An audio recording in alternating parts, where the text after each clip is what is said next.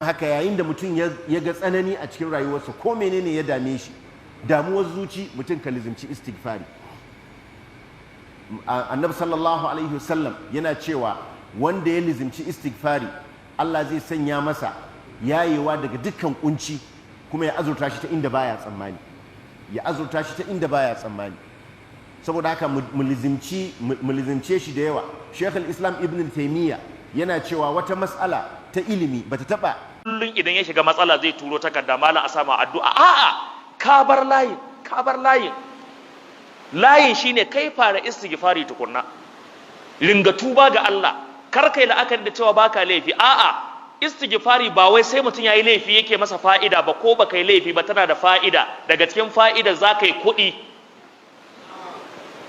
Na'am, wallahi malam, na'am, haka ne, gaskiya ne, akwai kuɗi a cikin istighfari, to amma ba ma yi.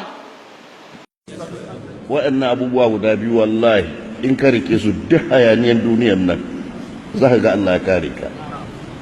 Haka Allah ce, wa ma kana Allah li yu'azzibahum wa anta fihim. Ma'ana samuwar manzon Allah a cikin duniya ma'ana rahma ce, wa ma arsalnaka illa rahmatan lil alamin. Na biyu yawan istighfari.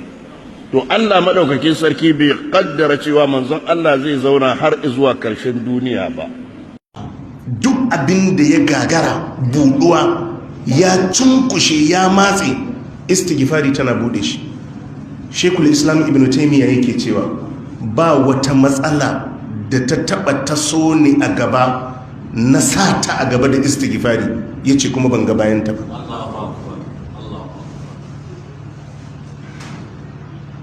Duk al'ummar da suka rike istighfari, duk mutumin da ya rike istighfari, na rantse da Allah babu wani abun da zai zanto ya kullu jama'a duk taurinsa, duk kullewansa, ka waiwai ta zuban mishi istighfarin Allah sai Allah warware wannan abu.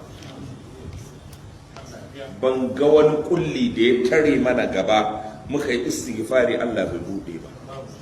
Ni wa shahida shahidun, wallahi ban isa in cewa Allah komai ba, yawan istighfari ya warware matsaloli. Allah zai masa arziki. Duk mai yawan istighfari baya mutuwa mutsiyaci ko baya rasa abin da zai kashe a rayuwarsa.